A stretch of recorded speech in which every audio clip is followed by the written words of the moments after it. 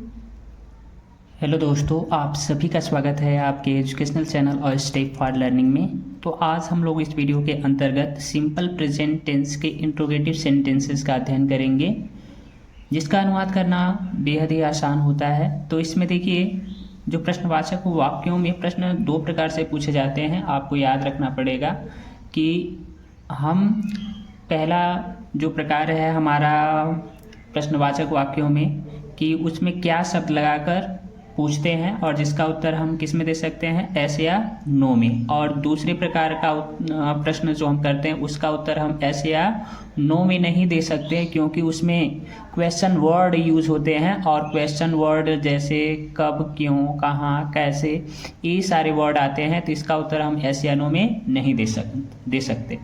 तो ऐसे वाक्यों का अनुवाद हम दूसरे प्रकार से करते हैं, लेकिन जो क्या शब्द से प्रारंभ होने वाले वाक्यों का अनुवाद हम सबसे पहले सब्जेक्ट के अनुसार डू या डज, उसके बाद हम सब्जेक्ट लगाते हैं। अगर नेगेटिव है तो नॉट लगाएंगे। उसके बाद मेन वर्ब का फर्स्ट फॉर्म लगाए, इसमें यस या यस नहीं जुटेगा, याद रखना है आपको। उसके बाद ऑब्जेक्ट, उसके बाद अदर वर्ड आएंगे तो लिखेंगे, नहीं तो हमें क्या करना है, क्वेश्चन मार्क लगाना है। तो आपको यह पता चल गया होगा कि सबसे पहले हम क्या शब्द से शुरू होने वाले वाक्यों का अध्ययन करेंगे, और क्वेश्चन वर्ड वाले जो वाक्य होंगे उसका अध्ययन हम अगले वीडियो में करेंगे। तो देखिए, ये जितने भी वाक्य हैं, ये देखिए क्या शब्द से प्रारंभ हुए हैं। तो जब क्या शब्द से प्रारंभ होंगे तो सबसे पहले सब्जेक्ट के अनुसार हमें क्या लगाना है, डू या डज, उसके बाद सब्जेक्ट, उसके बाद नॉट, उसके बाद मेन वर्ब का फर्स्ट फॉर्म, उसके बाद ऑब्जेक्ट।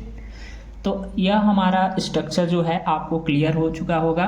तो चलिए हम वाक्यों का अनुवाद करते हैं। तो देखिए, पहला वाक्य है हमारा, क्या आप अपने बड़ों तथा शिक्षकों का सम्मान करते हैं।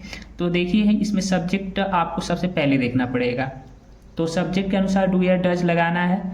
तो देखिए, जब सब्जेक्ट ही, सी, इट और सिंगुलर सब्जेक्ट रहेगा तो उसके साथ हमें क्या लगाना है, डज।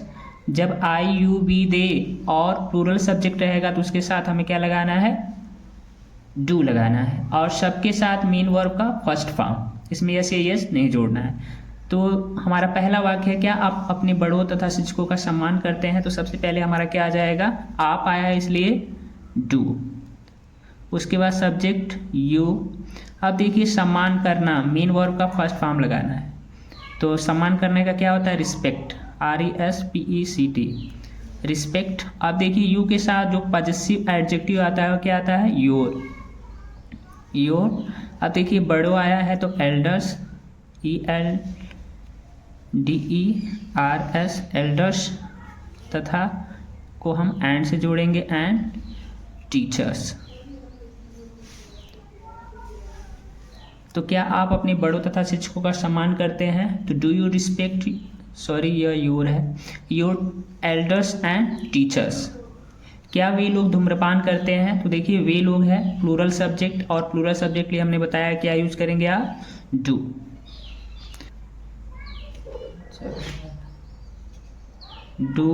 अब देखिए, वे लोग है तो सब्जेक्ट क्या लिखेंगे, दे। अब देखिए, धूम्रपान करने का क्या होता है, इसमें नेगेटिव नहीं है तो हमें नॉट नहीं लगाना है, मेन वर्ब का फर्स्ट फॉर्म, स्मोक। स्मोक मतलब होता है धूम्रपान करना। तो डू दे स्मोक। हमारा अगला वाक्य देखिए, क्या वह अपने देश को प्रेम करता है। तो वह है सिंगुलर सब्जेक्ट, और सिंगुलर सब्जेक्ट के लिए हमें क्या बताया है, डज। तो आप इसका यूज करेंगे, डज। उसके बाद सब्जेक्ट आएगा ही। अब देखिए, प्रेम करने का क्या होता है, इसमें नेगेटिव नहीं है तो नॉट नहीं लगाना है, लव। और ही के साथ जो पॉजेसिव एडजेक्टिव आता है वो क्या आता है, हिज कंट्री, COUNTRY। तो क्या वो अपने देश को प्रेम करता है, does he love his country. अगला वाक्य देखिए, क्या आपके पिताजी आपको पैसे नहीं देते हैं। तो आपके पिताजी, सिंगुलर सब्जेक्ट, आपकी माताजी, आपके पिताजी, आपके चाचा, आपकी चाची, ये सब सिंगुलर सब्जेक्ट में आते हैं। लेकिन जब चाचा लोग कहा जाएगा तो प्लूरल होगा। क्या आपके पिताजी, तो आपके पिताजी सिंगुलर सब्जेक्ट है इसलिए क्या लगाएंगे, डज। आपके पिताजी का क्या लिखेंगे, your father. Does your father. अब देखिए निगेटिव है तो नॉट लगाना है सब्जेक्ट के तुरंत बाद।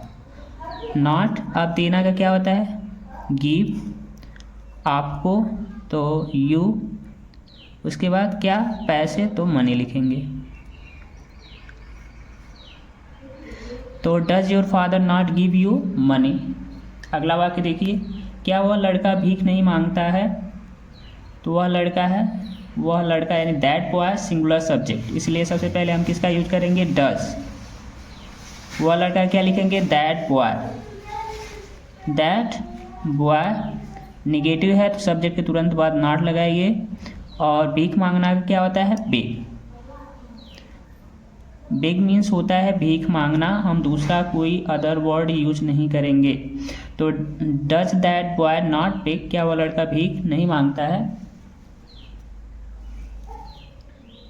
अब देखिए, क्या गायें मांस नहीं खाती हैं, गायें प्लूरल सब्जेक्ट है इसलिए डू लगाएंगे।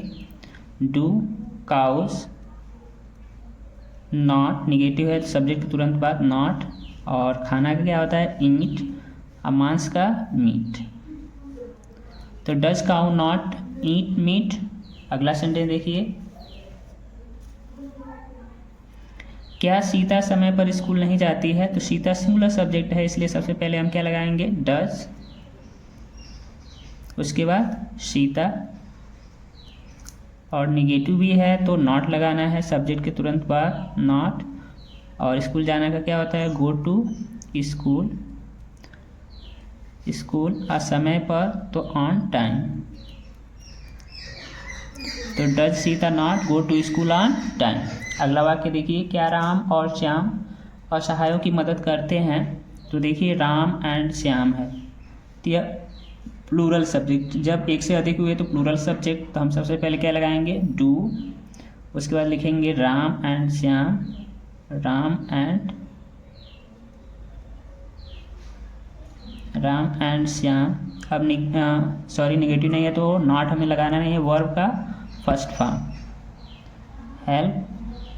और असहायों का तो लिखेंगे द हेल्पलेस, HELPLESS। तो do Ram and Shyam help the helpless. मुझे उम्मीद है कि आपको हर एक कॉन्सेप्ट अच्छी तरह से क्लियर हुए होंगे। अगर वीडियो आपको अच्छा लगा हो तो वीडियो को लाइक करना मत भूलिए। हम ऐसे ही वीडियो आपको इस चैनल पर प्रोवाइड कराते रहेंगे। तो हम मिलते हैं नेक्स्ट वीडियो में, तब तक के लिए धन्यवाद। आपका दिन शुभ हो।